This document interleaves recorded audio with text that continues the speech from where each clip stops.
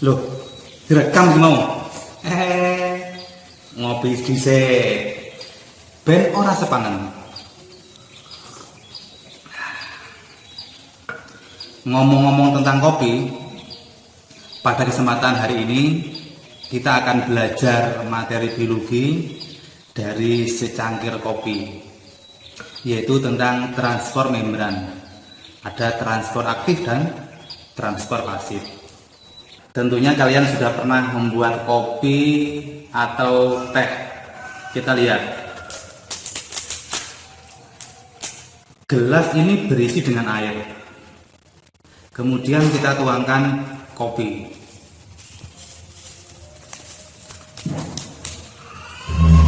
Apa yang terjadi? B. Sekarang kita ganti lagi.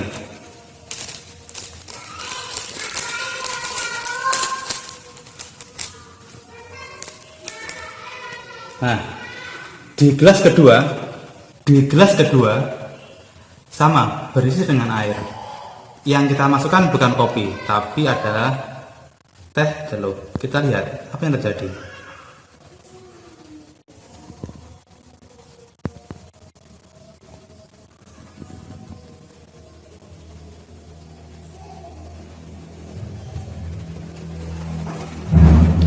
Sekarang apa perbedaan dari kedua gelas ini? Ini adalah contoh sederhana dari transport antar membran. Kalau kita mencontohkan kopi tadi, ini adalah proses dari difusi. Difusi adalah proses perpindahan zat dari konsentrasi yang tinggi ke konsentrasi yang rendah tanpa melalui membran semipermeabel. Ingat, kopi ini adalah berbentuk padat, berarti memiliki konsentrasi yang tinggi. Kemudian tadi kita tuangkan ke air adalah konsentrasi rendah, dan kemudian bercampur. Ini adalah contoh difusi.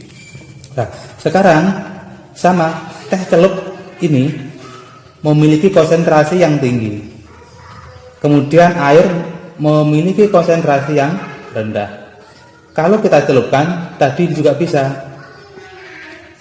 tercampur, cuman membutuhkan yang namanya di sini adalah membran semipermeabel. Ini contoh sederhana dari proses difusi dan osmosis.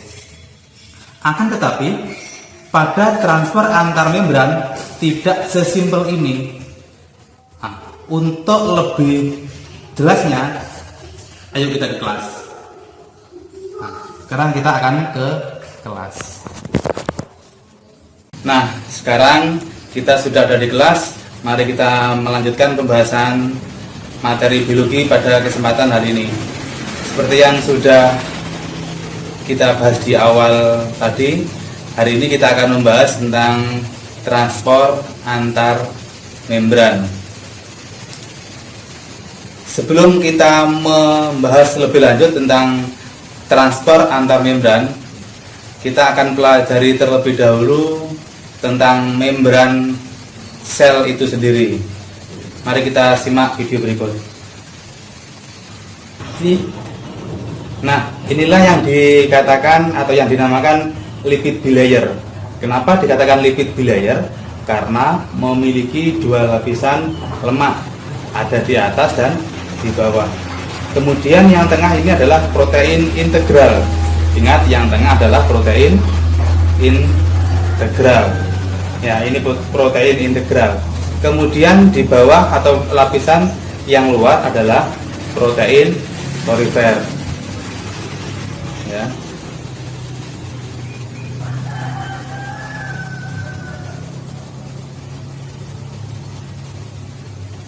Nah, di atasnya lipid atau lemak di layer ini terdapat karbohidrat. Kemudian di sini juga terdapat, di protein juga terdapat karbohidrat. Ini yang dikatakan adalah fosfolipid. Terus yang tengah ini adalah protein integral. Yang ini yang gambar tengah, protein integral. Kemudian yang bagian luar tadi protein porifer. Nah, ini protein porifer di sini.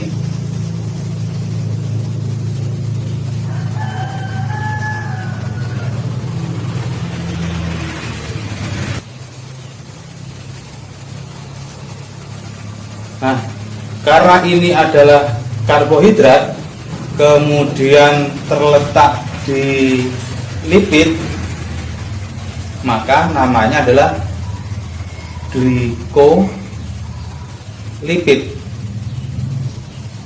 Saya ulang, karena karbohidrat ini terletak di lipid, namanya menjadi glikolipid.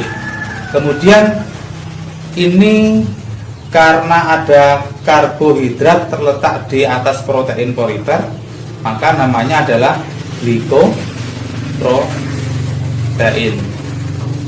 Baik, itu penjelasan singkat tentang komponen yang terdapat dari membran plasma. Sekarang kita akan lebih jelas membahas tentang transport membran. Transport membran atau transport zat yang terjadi di dalam sel makhluk hidup itu dibagi menjadi dua. Yang pertama adalah transport aktif dan transport pasif. Transport aktif adalah transport yang membutuhkan energi. Energi di sini yang dibutuhkan adalah adenosin trifosfat.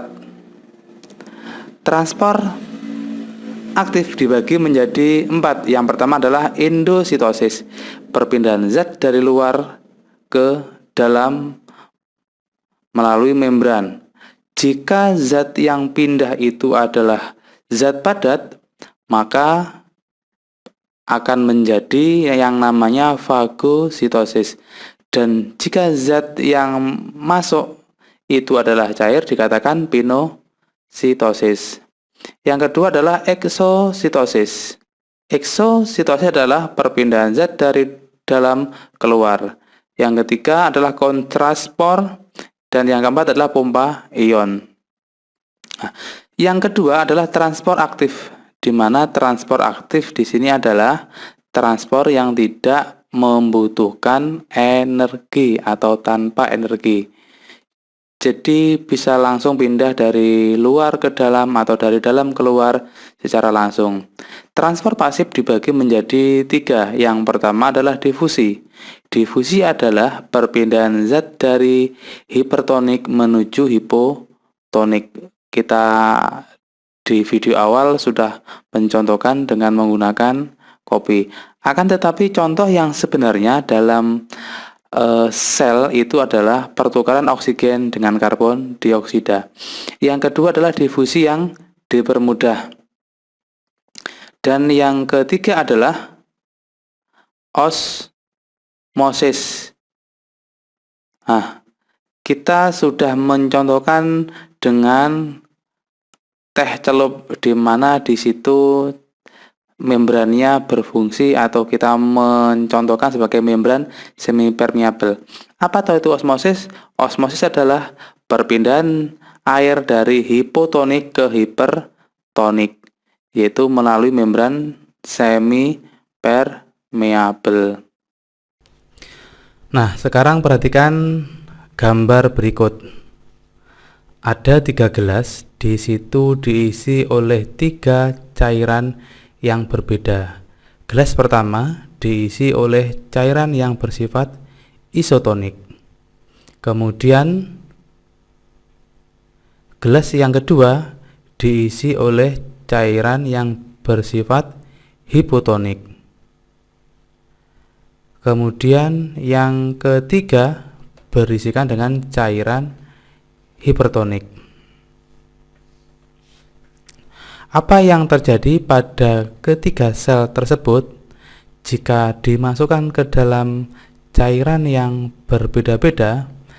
Karena di situ adalah cairan yang bersifat isotonik, artinya antara cairan yang dalam dan luar adalah sama, maka bersifat flaksid, atau maka sel itu akan menjadi lembek.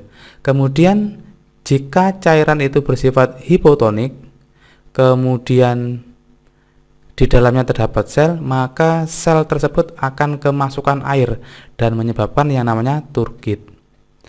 Yang berikutnya adalah jika cairan itu bersifat hipertonik, kemudian sel masuk di dalam larutan tersebut, maka akan terjadi yang namanya plasmolisis. Itu jika terjadi pada sel tumbuhan. Nah, sekarang yang kita masukkan adalah sel hewan. Sama, ada cairan isotonik, ada cairan hipotonik, dan cairan hipertonik. Sekarang apa yang terjadi?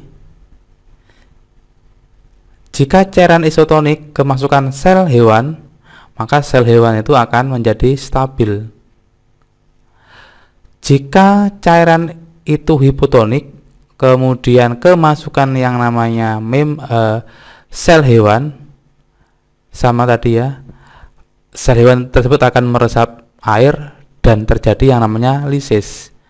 Jika sel itu dimasukkan ke dalam cairan hipertonik, karena tekanan dari luar itu sangat tinggi, maka sel tersebut akan mengalami krenasi, yaitu karena di luar tekanannya sangat tinggi, maka akan menjadi pecah.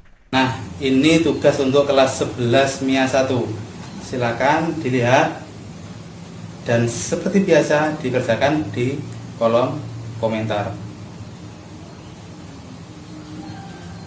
Sekarang ini tugas untuk kelas 11 MIA 2. Dipahami soalnya? Silakan dikerjakan di kolom komentar. Yang terakhir ini tugasnya kelas 11 guys.